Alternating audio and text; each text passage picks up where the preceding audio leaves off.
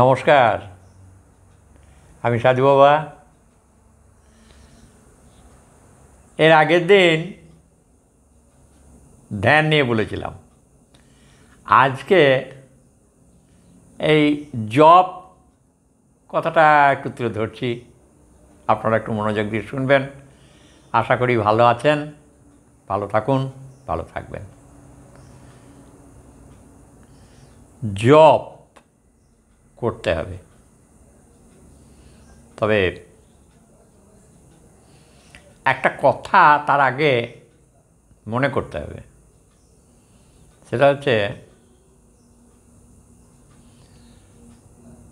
যদি থাকে সমাজ শিক্ষা, তার উপরে চাই গুরু দীক্ষা। থাকে যদি তোমার মধ্যে, তোমার নাগাল কার সাধ্যে? হ্যাঁ, তাহলে সমাজের থেকে যে শিক্ষা পাওয়া যায় সে শিক্ষাটা ছোট থেকে বড় হওয়া পর্যন্ত ঠকাজেতার মধ্যে এসেই যায়। এরপর দরকার হয় গুরুর দীক্ষা। গুরু দীক্ষা নিতে হয় আধ্যাত্মিক চেতনার জন্য। আধ্যাত্মিক চেতনা মানে নিজের সম্পর্কে কিছু জানতে হবে তো, বুঝতে হবে তো। অধ্যাত্ম চিন্তা। গুরুদেবরা কি করেন না, প্রথমেই গুরুদেবরা একটা জপ মন্ত্র দেন। যে বাবা, এই জপ মন্ত্রটা আমি দিলাম, তুমি এটা জপ টপ করো। হ্যাঁ, যে যেরকম গুরুদেব, যার যেরকম তিনি সেরকম বলেন। কেউ বলেন আধার বুঝে বলেন, তো কাউকে বলেন 10টা করবি, কাউকে বলেন 108টা করবি, কাউকে বলে তুই অজপা নাম করবি, তার মানে গুণাগাতা নাই। হ্যাঁ, কাউকে বলে তুই সারাদিনে 2বার করবি, কাউকে বলে তুই সারাদিনই করবি। হ্যাঁ, আবার কাউকে বলেন তুই শ্বাসে প্রশ্বাসেও করবি। তাহলে যে যেরকম আধার, তাকে সেরকমভাবে গুরুদেবরা শিক্ষাটা দেন।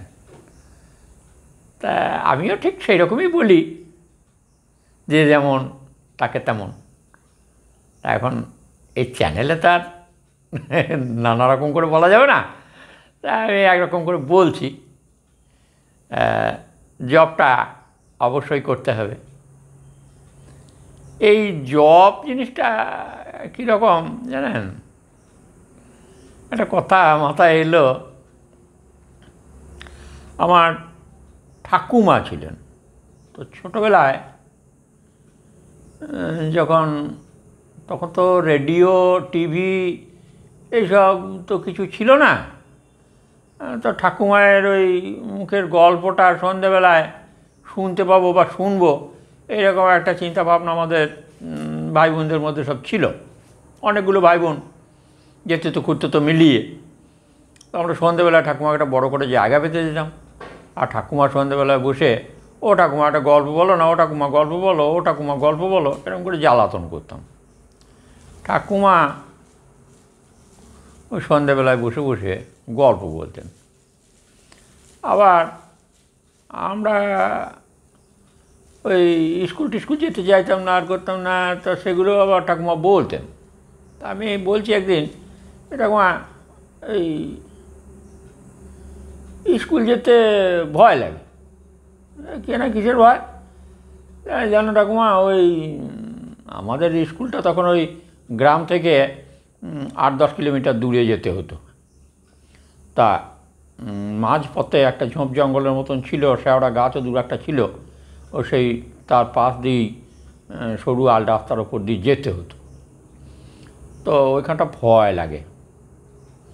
তো ঠাকুমা বলল, ও ভয়ের কিছু নাই, তুই তো সবারই সঙ্গে যাস।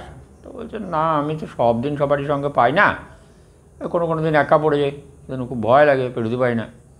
তো বলছে ওই রাম নাম জপ করবি, বুঝলি, রাম রাম রাম রাম রাম রাম রাম রাম করবি, তাহলে ওই ওখানটা পেরিয়ে পড়তে পারবি। তা আমার ওই রাম নাম করার অভ্যাসটা তখন কিন্তু খুব ছিল, যেখানে ভয় লাগতো, ডর লাগতো। হ্যাঁ, কারণ তখনকার দিনে তো ওই ভয় লাগতো যেন ভূত আছে, শাঁকিরনি, পেতনি এইসব আছে, এইসব ছেলেপেলেদের মধ্যে কথাও হতো, আর ওইসব ভ্রান্ত ধারণাও কিছু কিছু সব ছিল। হ্যাঁ, তা রাম রাম করতে করতে ওই জঙ্গলটা পেরিয়ে পড়তাম, তারপরে স্কুলে যেতাম, আবার ফেরার পথেও ঠিক তাই। যাই হোক, সেদিন ওই রাম রাম জপটা ঠাকুমায়ের কথা মতনই করতাম বটে, ভূতের ভয়ে। তা এখন এই যে আমাদের যে সব ভূত, সর্বভূতের সনাতনী, তা এখনকার ভূতটা হচ্ছে কীরকম, ওই পরিবেশ, পরিস্থিতি আর পরিজন, এখানেই সব যত ভূত। তো ওই ভূত পেতনি শাঁকিরনি যেগুলো ছেলেবেলার ভূত, ওই ভূতগুলো টর্চ লাইটের ফোকাসে ও ভূতগুলো পালিয়ে গেছে। আর এখন যদি সেরকম একটা আলোর ব্যবস্থা যদি শিব মন্দিরে করেন, হ্যাঁ, যেমন জপ মন্ত্রে এসে যায়, কিন্তু জপ মন্ত্রটাও করা হলো আর আলোটাও জ্বললো, তাহলে কিন্তু এই পরিবেশ, পরিস্থিতি, পরিজন এখান থেকে রক্ষা পাবেন নিঃসন্দেহে।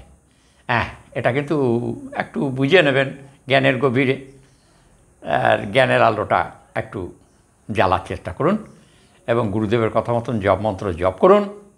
হ্যাঁ, তবে জপ কিন্তু লাগা লাগা জপ করবেন।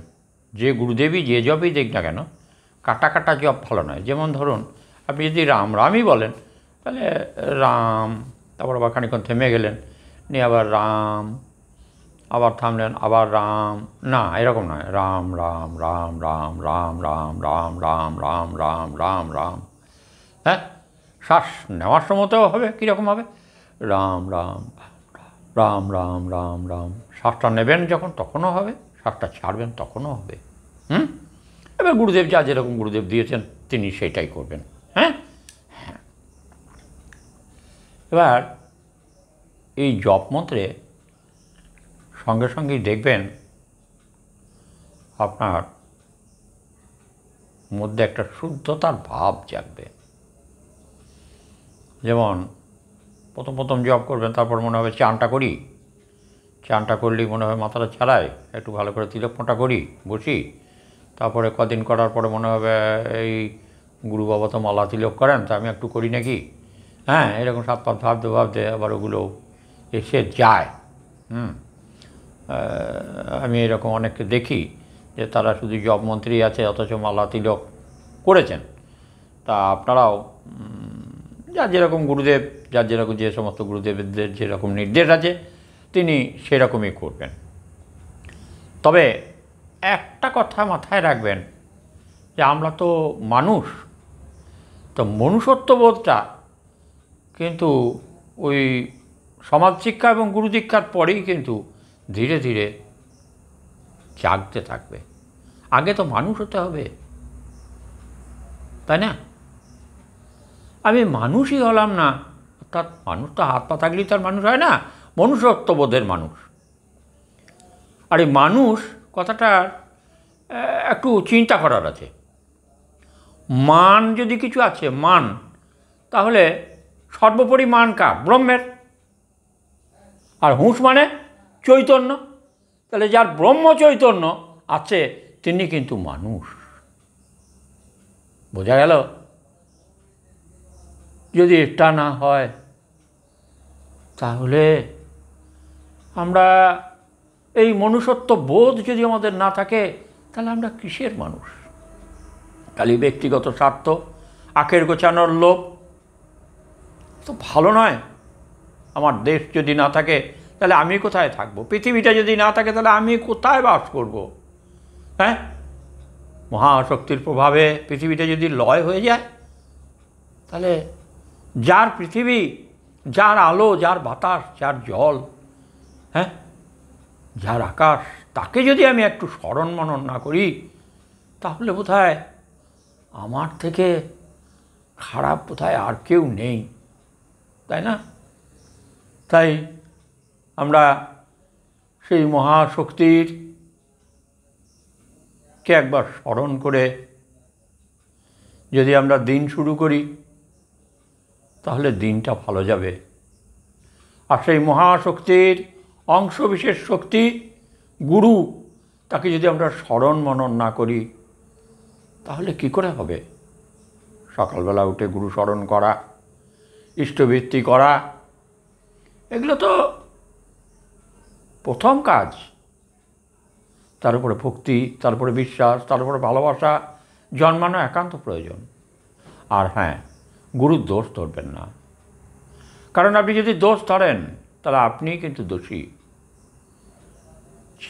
হ্যাঁ, এটা কিন্তু মাথায় রাখবেন। যে দোষ ধরে প্রথম দোষী কিন্তু সে। তাই দোষ ধরার দরকার নাই। যার সংসার তিনি বুঝবেন দোষ গুণেরই তো এই জগৎ। হ্যাঁ, বেশি বলে ফেলছি কিনা জানি না, তবে যাই হোক, মনে হলো তাই বলে ফেললাম। মা জগৎজননীর কৃপায়, মা সরস্বতীর কৃপায় যা মুখে আসে তাই বলে ফেলি। আপনারা ভালো থেকেন। সাধু সন্ন্যাসী অনেক পরের কথা। এটা আমার মনে হয় যে সাধু সন্ন্যাসী এইগুলোকে তো ঈশ্বর তৈরি করেন। হ্যাঁ, গমকে জাঁতা কলে ফেলে দিলে আটা হয়ে বেরিয়ে আসে। এই সাধু মহাত্মা সন্ন্যাসী এরা ওই জাঁতা কলে পড়ে ওই আটা, গম ভেঙে দিলে যেমন আটা হয়ে বেরিয়ে আসে, ওই তেমনি বোধহয় সাধু সন্ন্যাসীরা, আমার এরকম মনে হয়। তাই সাধু সন্ন্যাসী অনেক ওপরের জিনিস। সাধু সংসারেই থাকেন, সংসারে বাস করেন, সৎ উপদেশ দেন, সৎ মানুষই সাধু মানুষ, মনুষ্যত্ববোধেরই মানুষ। আর সন্ন্যাসী অনেক উপরে, তিনি তো ত্যাগী, শিশু সুলভ, তাই না? হ্যাঁ, তারা কি সুন্দর থাকেন, কত ভালো লাগে। হ্যাঁ, সাধু সন্ন্যাসীর চরণে প্রণাম জানিয়ে আজকে এটুকুই থাক। ভালো থাকবেন। নমস্কার।